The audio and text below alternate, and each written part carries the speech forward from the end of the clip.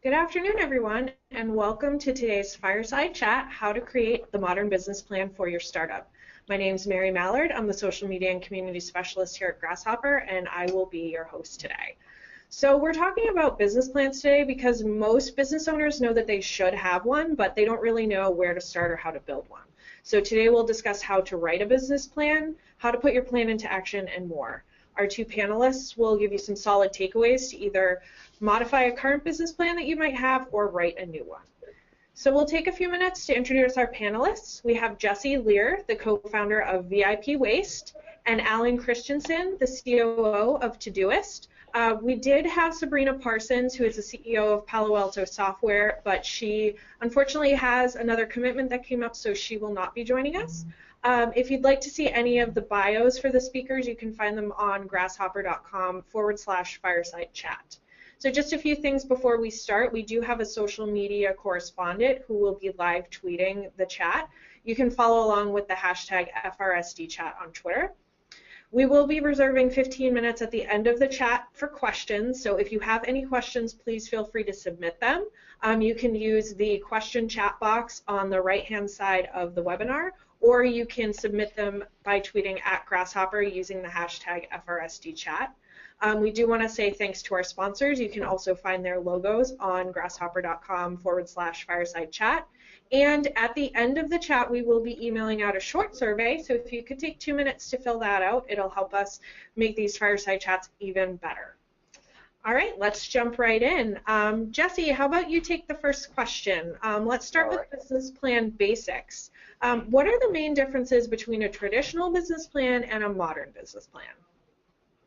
Thank you, Mary. That's a really good question. I think that from the business plans I've seen, and I'll give you a couple different examples. I have some friends that have created business plans that took them months, if not years, to put together. 15, 20, 30, 40 pages, graphs and charts, research, everything.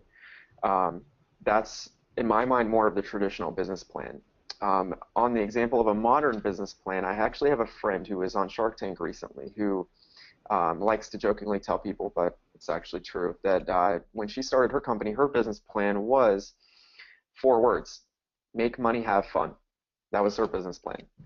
And so that's sort of like a big contrast and maybe a couple of extremes, but generally speaking, I think the traditional mindset is more toward over-preparing to make sure you've thought of every little thing, you've got every little detail planned out in advance. The modern approach is more, hey, let's jump in and do this thing and figure it out as we go.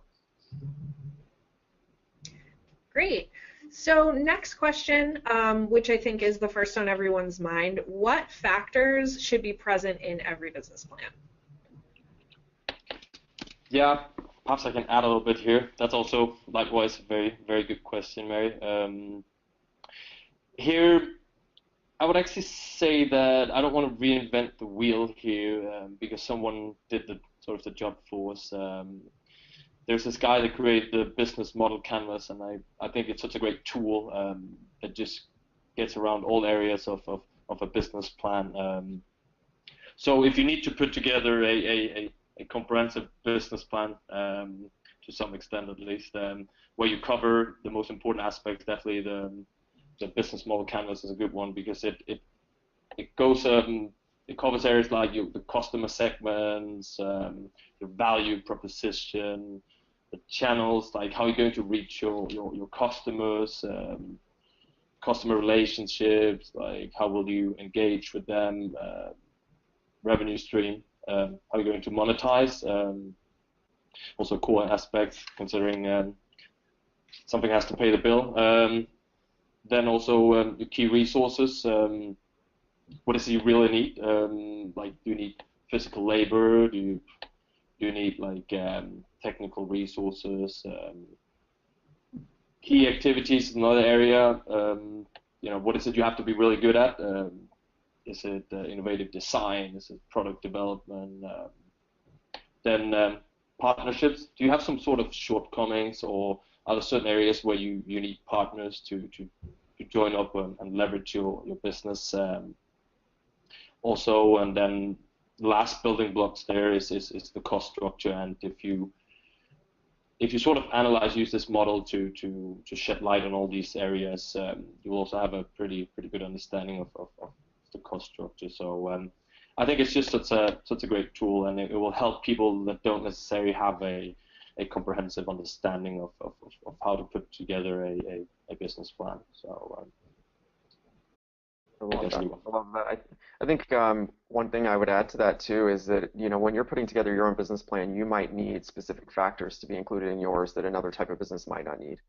So my rule of thumb is when you're creating a business plan, is I have a little bit of an untraditional approach to business plans in general, but my real question that I ask myself is, if I were in the shoes of who I'm going to be giving the business plan to, whether that's a banker, an investor, or whatever, what am I going to want to see in that plan in order to be convinced of whatever it is you're trying to convince them of? If there's something you identify of, okay, if I were this investor, I would want to know A, B, and C, then A, B, and C are pretty essential factors. So start by putting yourself in the other person's shoes, and I think that's that's a big place to start. Oh, absolutely. Yeah, great. So kind of moving on from that, what is the most common mistake that's made that you've seen when someone is writing a business plan? Good question. I guess I'll take a stab at that one, Alan. The biggest mistake I've seen is just spending way too much time on it. I've seen people spend a lot of time in planning and, you know, at the point of paralysis and of analysis, when there are really easier, faster, sometimes even cheaper ways that they could have done it. Yeah, and also, of course, focusing too much on things that don't really add value to the business, and like Jesse also sort of touched on the thing, like you know, be short and concise, you know, not too many details. You know, you want to get around all the areas, but still you don't want to have too much description of everything. And of course, nowadays with the internet and the way things work, like you can, in many cases, you can just start a business, you know, from home, and you might not really have to document all of it because you can comprehend all the areas, and you already have a clear idea of how do I get from product to market, how do I find my product market fit, etc. So yeah, I think definitely too much focus on things that aren't really important, because at the end of the day, I mean, time is your most valuable resource. So you definitely want to make sure whatever you add to it also adds value and make it move forward. Great, yeah, definitely. So we've kind of gone over what a business plan should include, what you shouldn't spend time on it. Some businesses or business owners, you know, they start to look for funding. So when should you decide to send your business plan to investors, if that's a route that you're going? I mean, I would say ideally you shouldn't have to. I mean, if you, I mean, from my experience, often I've seen from just moving around in the startup communities that a lot of time there are many that are very focused on like how I'm going to raise money, as opposed to really building the business itself, or coming up with a good solid strategy for how am I going to actually make the investment and, you know, grow. So I think a good time to send your plan is if you have a product and you've shown, or you have a service, whatever, you rolled it out and you've actually can show that this has created traction. That's definitely a good time where you can, okay, now it makes sense if you feel you need money. I mean, we still bootstrap, so and I think there's some great companies out there. Basecamp also a great example of you can build pretty big, good and big solid business without necessarily getting money at the beginning. Yeah. I think that's a great point. The relationships are key, and I actually didn't even think of that at first, but it's totally true. If you have relationships that you've built with people who are in that community, you should end up in coffee meetings with them anyway, to the point where they say, hey, this is really interesting what you're doing. Do you have a plan? Do you have a business plan written out yet? And then it's a matter of just shooting it over to them, so you'll know. But also, again, going back to the putting yourself in their shoes thing, when you feel that your business plan is convincing enough that if you were an investor, you would be very, very interested, then it might be time to send it. Cool. All right, so we've kind of gone over, a little bit about building the business plan. So let's sort of, kind of segue into strategy and pieces. So the first part of a business plan is usually the scariest part, the executive summary. What's the story an executive summary should tell, and why is it important? The executive summary, I forget who it was that said this quote, but wrote in a letter, "Hey, I'm sorry, the letter's so long, I didn't have time to write a short one."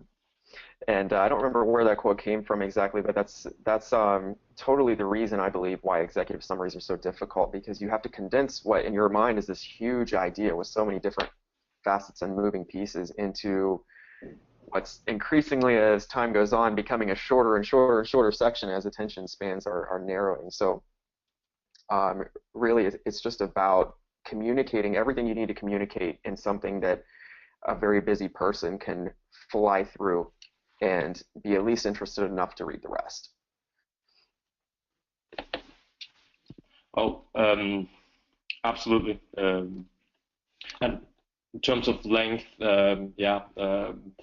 I mean, it's really, if what is it like an executive summary? You want to write one of these to, it's supposed to sell. It's not supposed to describe. So, and you have like, you have relative like short time to describe. You want to convey sort of like a picture of who are you, what are they going to invest in, like what is it, what product will they or service will you actually deliver, or how big is this opportunity, and I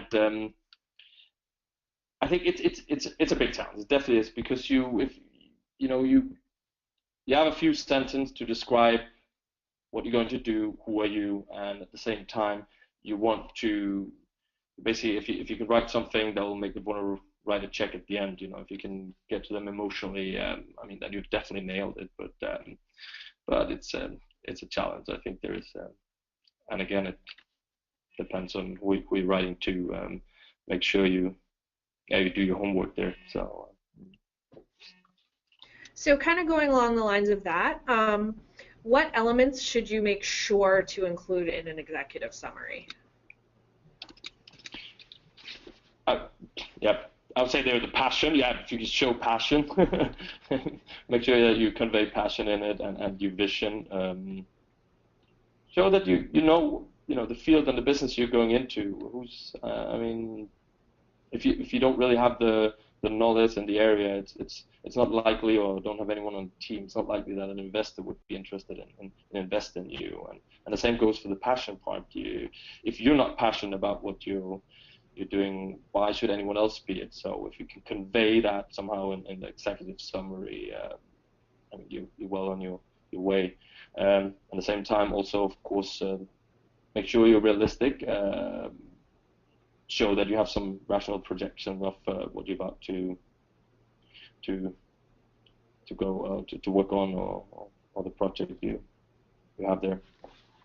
So I think one of the interesting things that people who've, I don't know, I've just observed this in people who've sent me business plans and things like that, or come to me with business ideas, is that really I guess one of the things you have to think about is what's the motivation, what's the reason why your idea is going to work. And really everything comes down to, I mean, we're entrepreneurs, right? We fix problems that exist in the world, and we do it, our job is to do it in a smart way that results in us being able to create jobs and make money and everything else that we're trying to do. So the thing that you really have to narrow down to, whatever your business idea is, and if you already have a business, this can actually even help you narrow down how to promote it.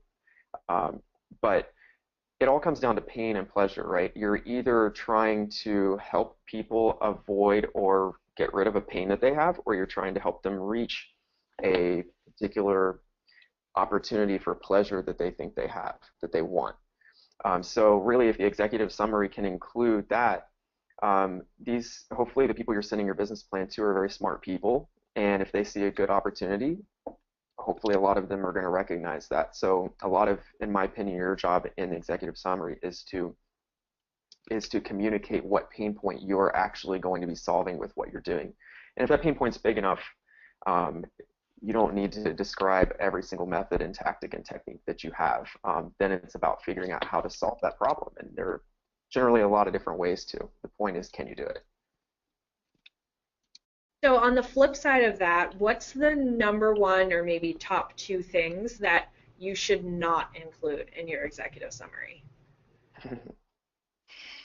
What do you think, Alan? Yeah, again, I think we already touched a bit on it. Like if there's too many details about the business plan, and it gets you. You have to grab the reader's attention. So I mean, obviously, you need to convey its essence and then the energy in the project. But yeah, if you have to be careful with the details, as I said earlier on. To some extent, think of this as a sales pitch also. That you're not trying to describe, you're trying to sell this idea to the investor. So so that's certainly something you should have in mind when you start working on it. So if you can take him on this emotional trip there, and usually like some sort of a boring description of all the business aspect might not be what you want to include in that case. So. Yep. One little analogy I sort of think of when you're talking about that, Alan, is just the analogy of the hole versus the drill. And I think a lot of us have probably heard that already, but a lot of us as entrepreneurs, we walk around and because we're fascinated by what we're doing. We assume everyone else is too, and so we talk about all the features and descriptions and like all the technical elements of it, of the drill, when really what they want is just a hole of a certain shape that the drill makes. So if you can skip past all of the techniques, all of the descriptions of how it does what it does, whatever your idea is, or how they're going to make money, and you can just show them, here's what the result is going to look like, and here's the pain point we're going to solve, here's essentially the hole, not the drill. Then now that you've piqued their interest, you can prove to them that your idea is going to work by giving them all of the specs of the drill. Right. Actually, oh, go ahead. Yeah. I think it's Clayton Christensen. They use this one like the job that people hire your product to do. What is that? And he has this story he tells about like one of these food chains with the milkshake where people, like, even though they could buy all kind of things. There's like people coming in the morning, buying a milkshake, and driving off, and they're trying to understand. They always come early in the morning and they buy this milkshake. So they're trying to find out what job is it that this milkshake is actually doing for these people there. And then he figures out that it's because they have a long drive, and what the milkshake does, it just sits there, and you can suck on it for a long time while you're driving to work. And entertaining, exactly. Yeah. And it's a great. So he says. So this is what the people hire the milkshake to do this job, to sort of entertain them throughout this trip. So if you can think of it that way, it also makes it easier to find out like how I'm going to improve it. And you mentioned all kind of like. The Snickers, it doesn't do it, the donut doesn't do it because it's gone in seconds, and you got things all over you, etc., etc. But the milkshake's really comfortable, and just sit there, and it's with you all the way. And so, wow, I like that.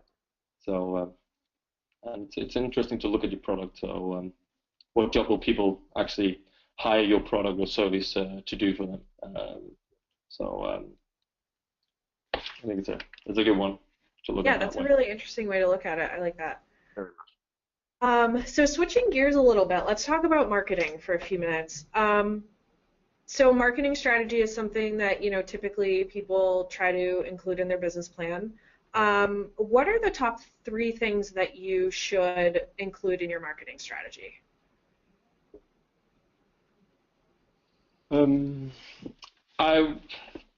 Actually,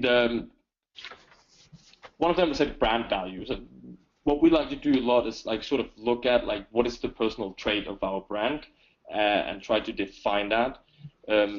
Because once you do that, it's also going to be reflected in everything you do. Like what is the persona then of your product or service, whatever it is.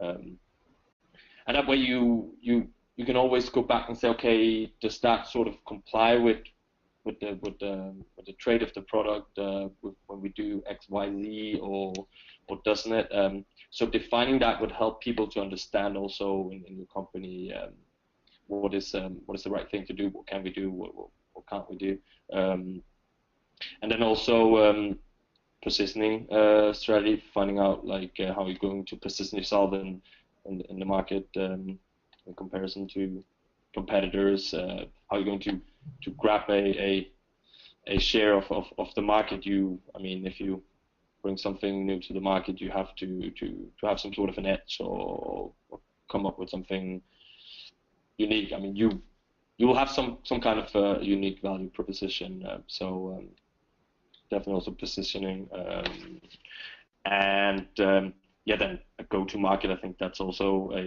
crucial, that you know like how I'm going to get from the start to the beginning, basically, how I'm going to get the product in front of the customer, and that goes through many phases with everything from beta testing, user interviews, talking, surveys might be. So that's yeah, many aspects, but definitely getting that one in place too. I think it's important if you want to have a successful marketing strategy. Yeah, I don't know that I need to add anything to that. That's a pretty awesome answer. But I think one of the things that you want to show definitely in your marketing strategy is creativity. There are a lot of, especially now that we have the internet and everything else, we can get things printed next day, same day even sometimes. It's very easy to say, oh, I'm going to have 20,000 flyers printed up, or I'm going to make 100,000 postcards and do a mailing. But like, is that really what you should do? What's really going to happen when that postcard arrives? And where's it going to arrive? Is it going to arrive in the hands of a gatekeeper who's going to throw it away rather than put it on the CEO's desk if that's your target client? So really having creativity and showing creativity in your marketing strategy, I think, is super important for a business plan if you're trying to get investors especially. Because one of the things they're looking for is when they give you, their investment capital, are you going to use it wisely? And so if you've been creative with how you're going to market your product and you're showing them ways that you've really thought through how to, maximize the return on the marketing dollars that you put in, then that can be a huge positive effect, I think, in the marketing strategy you include. Great. Great answer. So switching gears a little bit again, let's talk about your mission and your value proposition. So this is kind of subjective, but in your opinion, what's the best way to create a mission statement and your value proposition? So the mission statement really should get at what it is you're trying to do, which sometimes is a lot bigger than the thing that most people would say you do. And you could, geez, I don't know what to give as an example of this. Really, it's something that should inspire your team to act in a way that's much bigger than making a widget or delivering a service or whatever. It's something that's an overall sort of purpose of why you're there and why you're together. For instance, my main company, VIP Waste, we pick up trash and recycling from apartment communities from every door multiple nights a week, and we sort of promote it. We help the communities promote it as an amenity. So instead of taking your trash 200 yards away to a dumpster, you get it picked up at your door. And it's all about trash and recycling, right? Helping boost convenience and green living in apartment communities. But our mission statement is to make the world a better place by delighting our clients, their residents, and each other. So it's sort of like that deeper, more motivating purpose of why we're here and what traits we're going to try to, what the sort of the focus of our everyday is going to be that will naturally result in building our business in a healthy way. Awesome answer.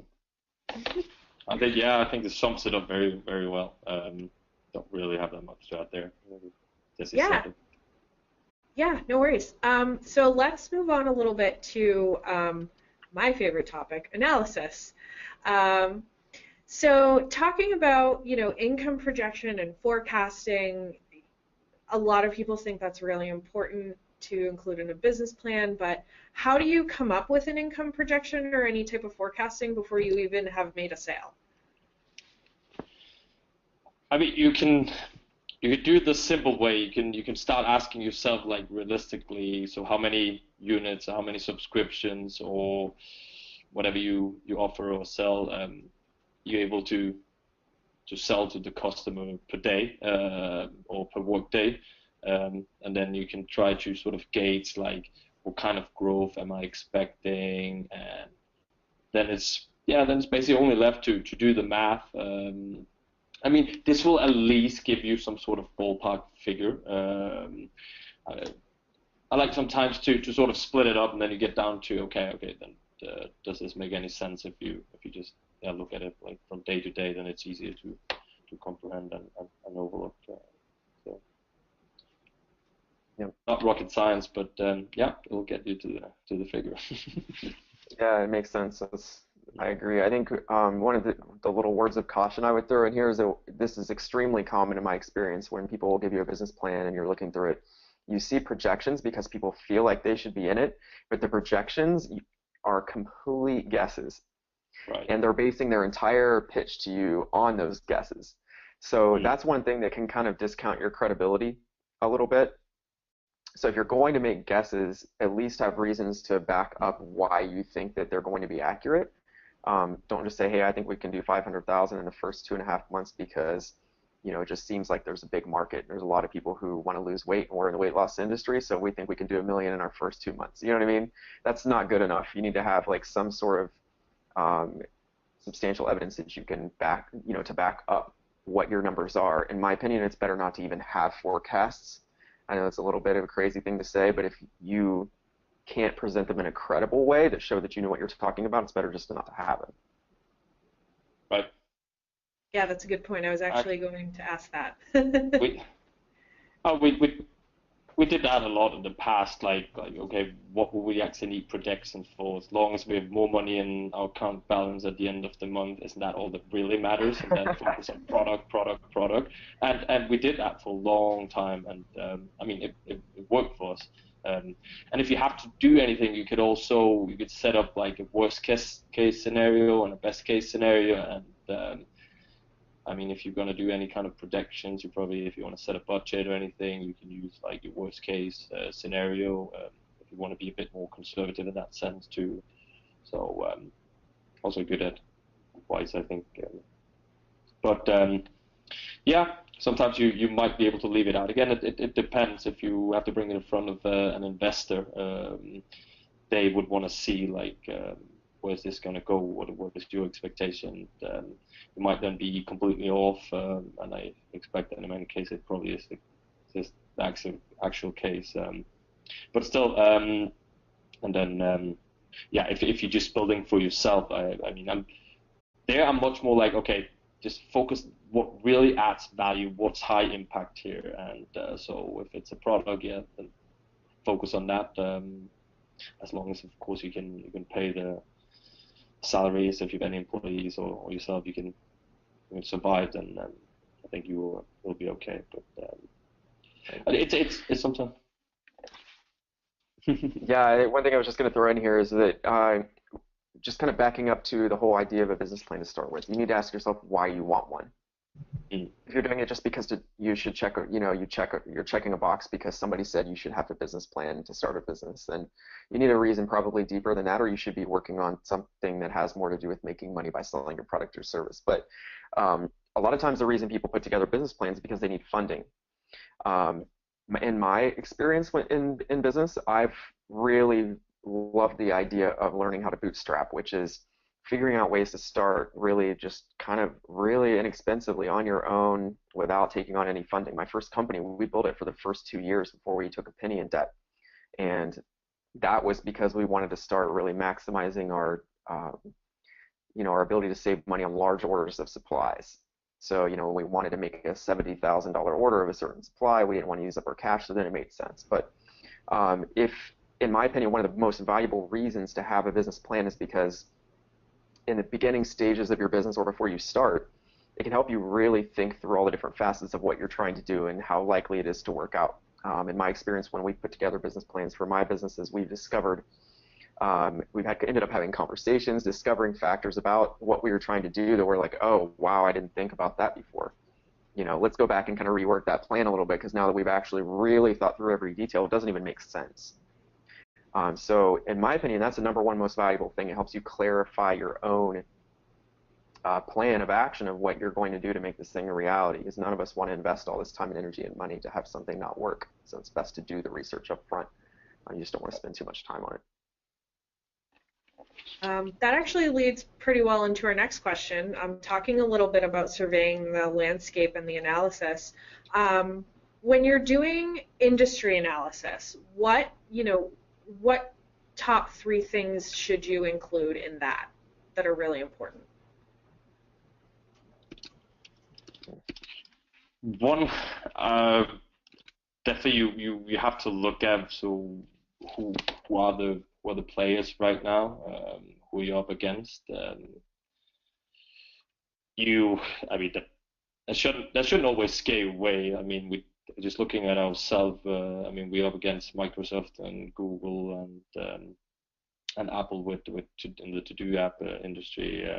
So it's a good challenge. As a small company, you have many advantages, and you can do something extra also to your customers, give them extra attention, etc. Definitely. What are the competitors out there? Then the barriers also, like how difficult is it to get into your market? Is it? You will. If it doesn't take much more than someone that access to the internet, it'll be easy to access. Of course, you should bear that in mind. If it's something you will need a lot of capital to get in, then you have to consider that, and that also again means that you probably have to work on a more comprehensive, in-depth business plan.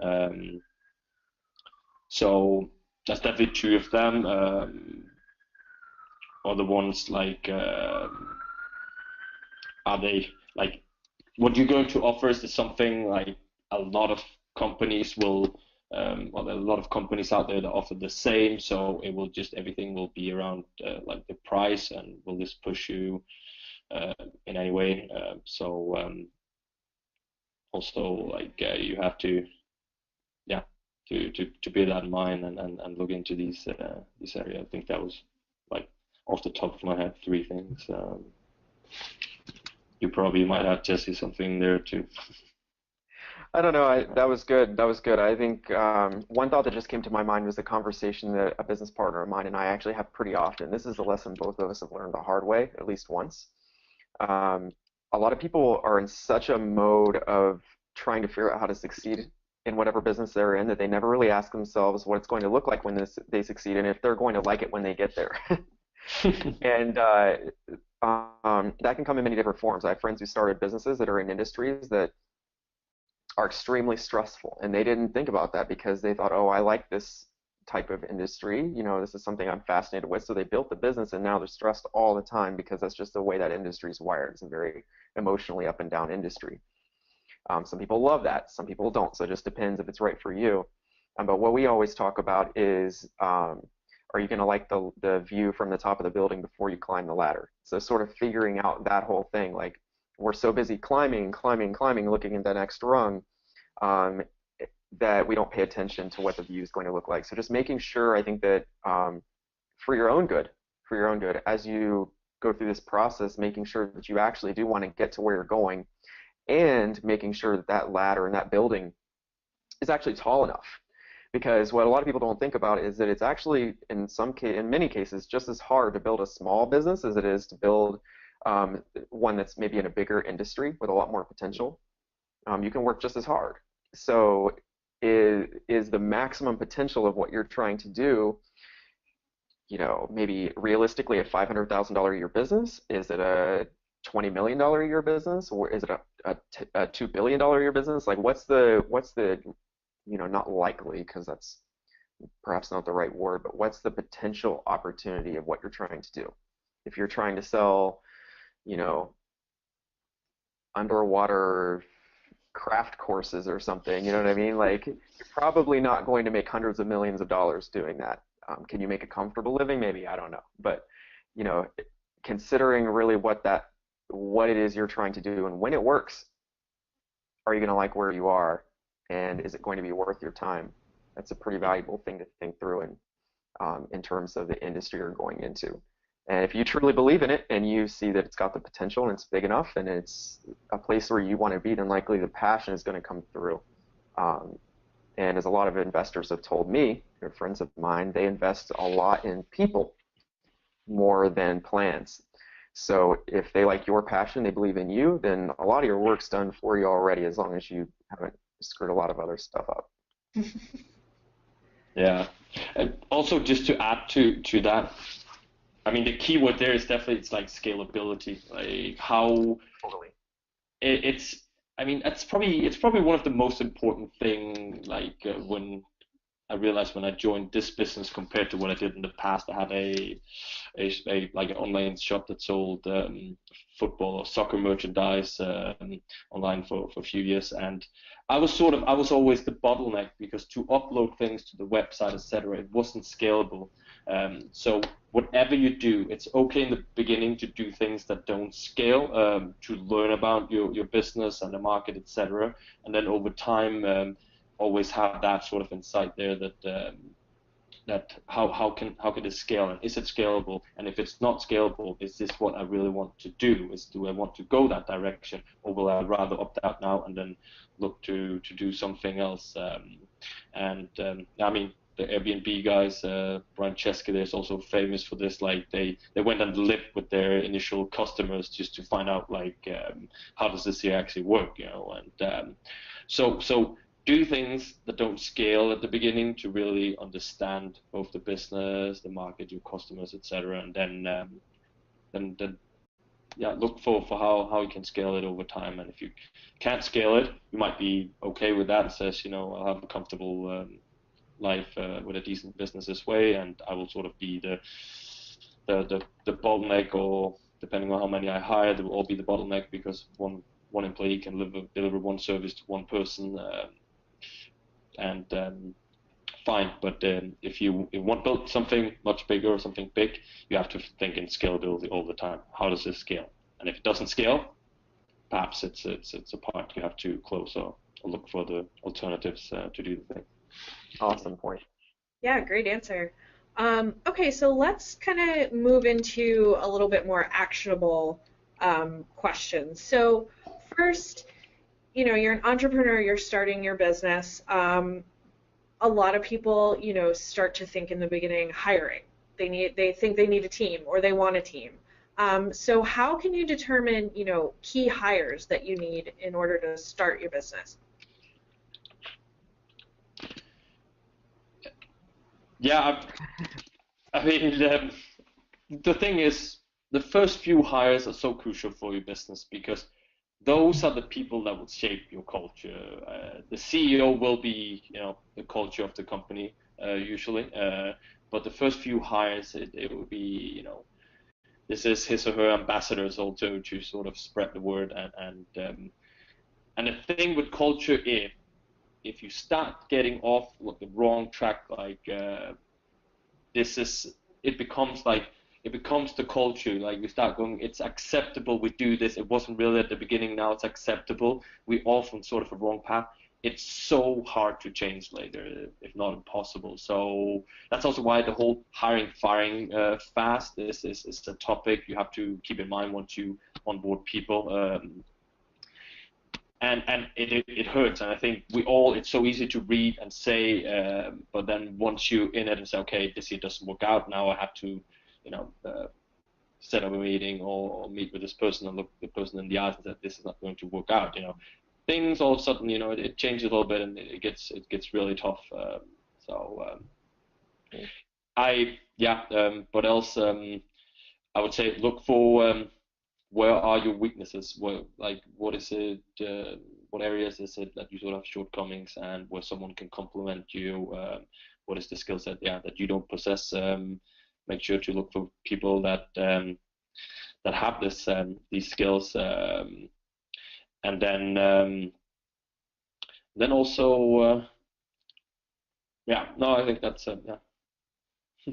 Yeah, I think the one of the things that I see often is when um, entrepreneurs are starting off, they maybe don't have a business partner yet or something like that, or maybe they're not going to have one at all, which is a lot of times the case.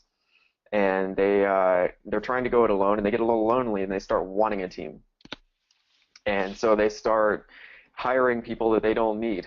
And that is not good for anyone. It's not good for you. It's not good for the business, and it's not good for that person, because if you hire somebody before you need them, you might need to let them go, which is I assume not a good thing at all, right? So what you really want to do, and this is kind of how I look at it and boil it down just to the simplest terms, is have you maximized yourself yet? We run a trash and recycling company. My business partner and I basically picked up trash until 3 or 4 a.m. in the morning every day for almost a year before we hired our first employee, because it wasn't, it was about getting to the point where we had enough business, we had enough clients, enough doors to pick up trash at, that Travis and I literally couldn't do it all. That's when we knew we needed to hire somebody. And so we hired our first team then, and of course had a bunch of kinks to work out. That's the way it always works. It never goes perfectly the first time, at least it hasn't for anybody I know. So you figure it out as you go, but it's really just a process of maximizing yourself first. And I have some experience, especially with young entrepreneurs who haven't really discovered how to maximize themselves first, and they'll come to me and say, oh, I need to hire somebody. I go, okay, well, let's show me a day in the life. Let's go down through your schedule. What have you done in the past week? Let me see your calendar. And they go down through 2 or 3 days, and there's like if I were to really boil it down, there's like 4 to 5 hours worth of work getting done each day. And there are huge blocks of time that just disappeared into nowhere. So there are a lot of resources out there that can teach you how to become more efficient and effective with your time, including somebody I know who has some to-do list software that could probably help you out. And basically what you want to do is really figure out how to maximize yourself first.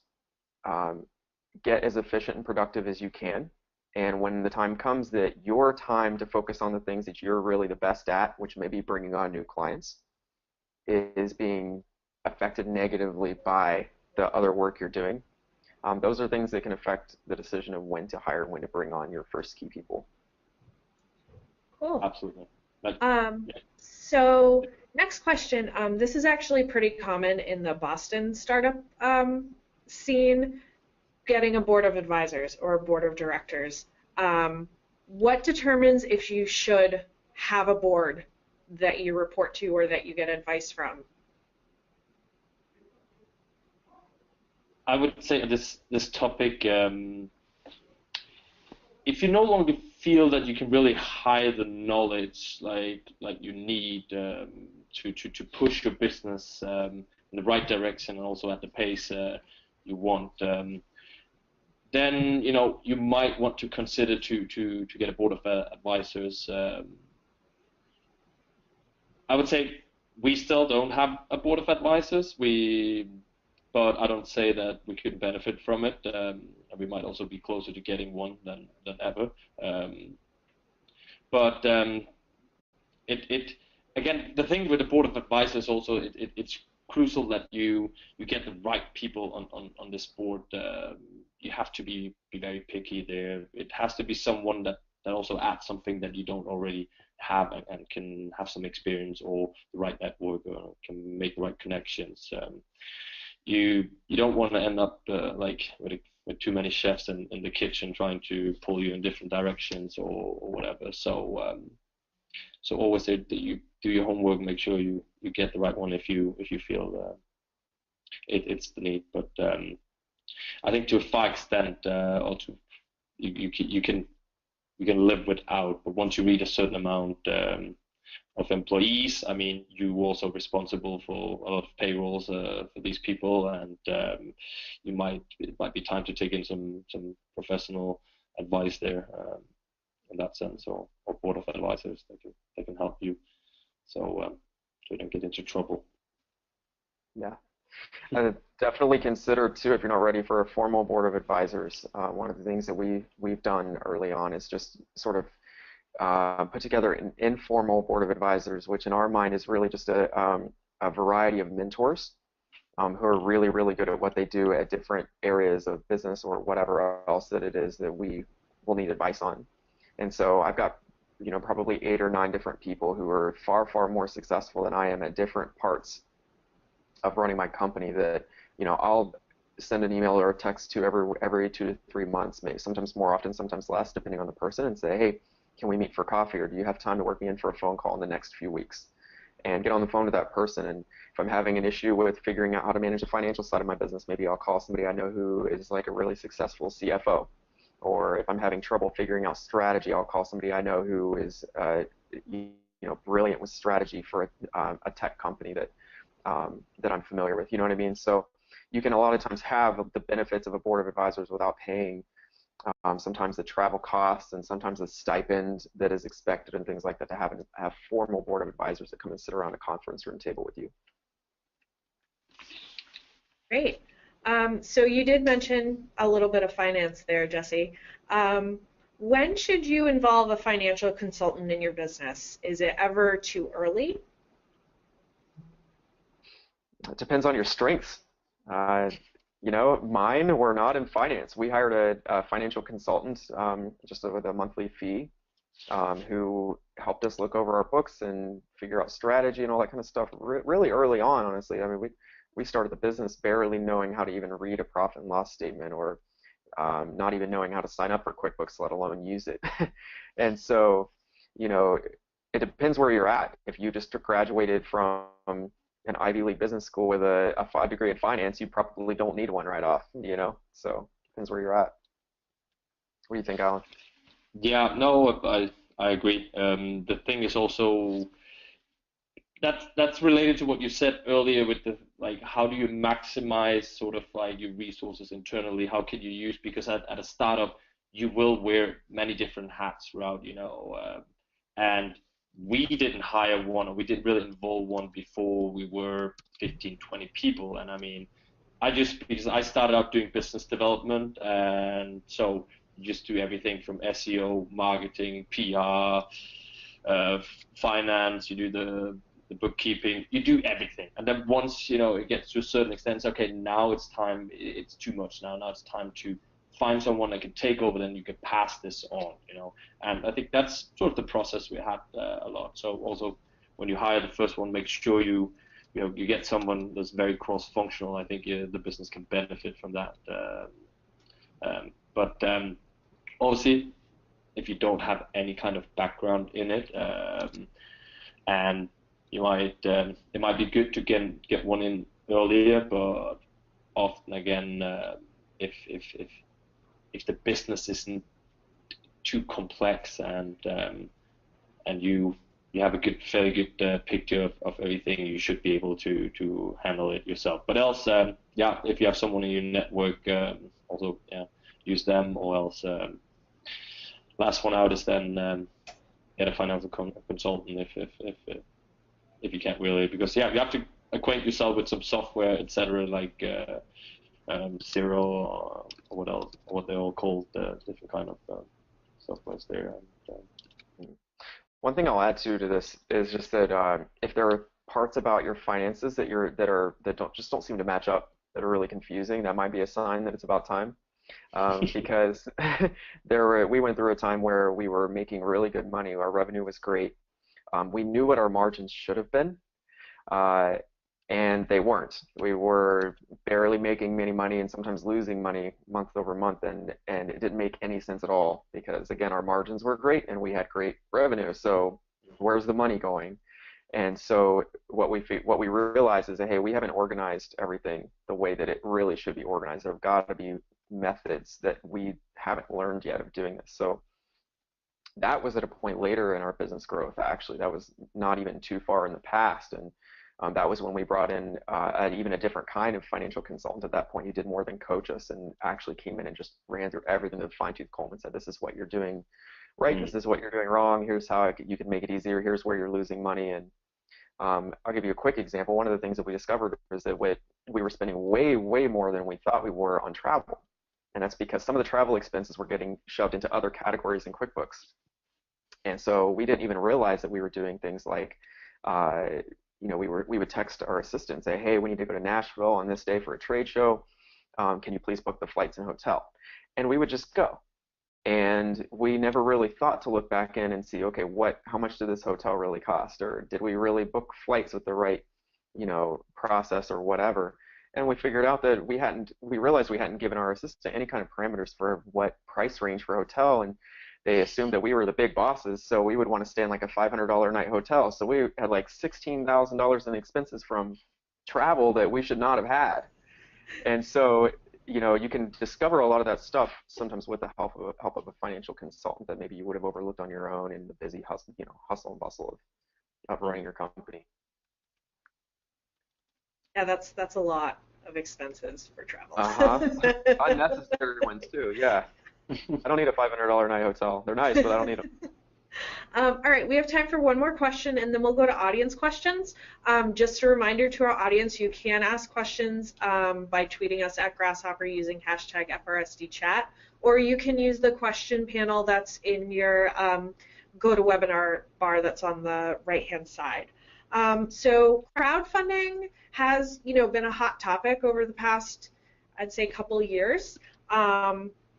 Do you think that success or failure on a crowdfunding site truly predicts the success or failure of a business?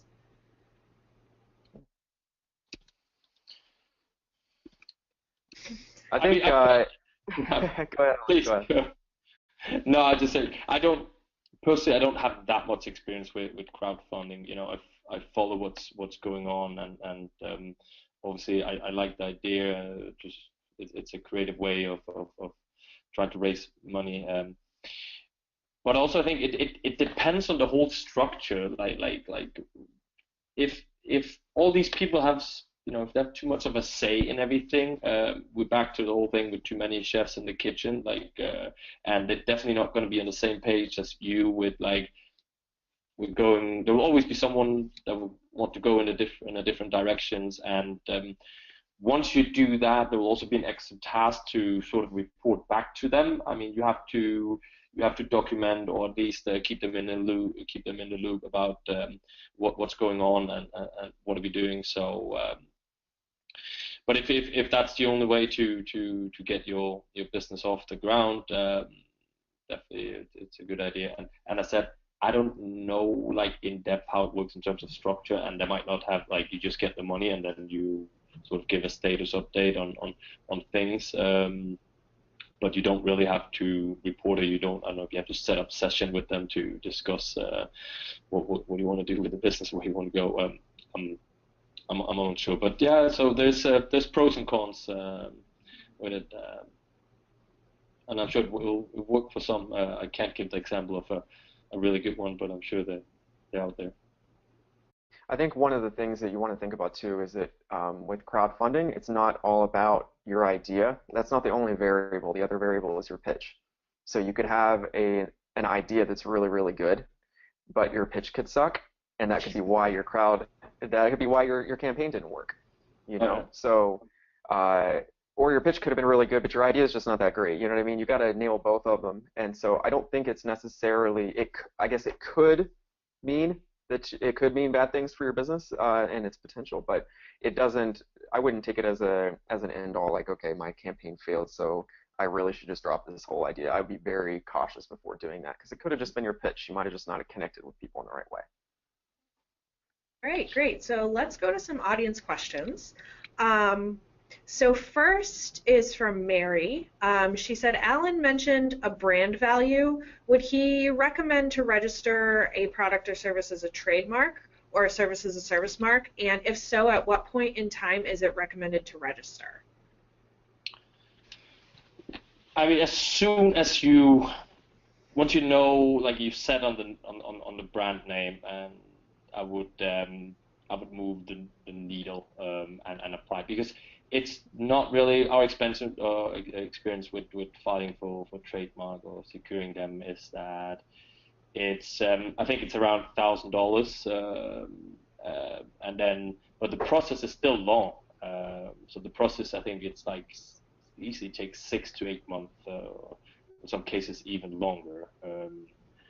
And then there is so once you find out, okay, here's the name, here's the trademark, so I'll do the trademark, and then also if you have a logo, do that as well, and then file them, because as I said, there's this period where you can do what do you call them, amendments, or what do you say, like you can anyone that has anything wants to do any kind of like objections to your trademark, there's this period, so I would do it fairly quickly, but we also filed for some that we never used, so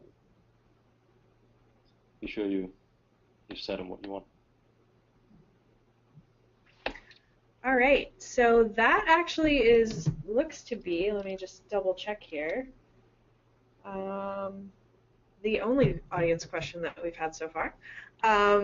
So it's about time for us to wrap up. So Alan and Jesse, thank you so much for participating in the chat today, and thank you to all of our attendees for coming and checking this out. Just a reminder to all the attendees, we will be sending out a survey in a few minutes. If you can just take 2 minutes to take that survey, give us your feedback, it'll help us improve these fireside chats in the future. And also, we will be sending out a summary of the chat, and any questions that we didn't get to today, there were a few, with some answers. So look for that in your email box. If you RSVP'd, you will be receiving that. So thank you guys again. It was great talking to you, and have a great afternoon. Thank you. Thank you. Likewise. Bye, guys.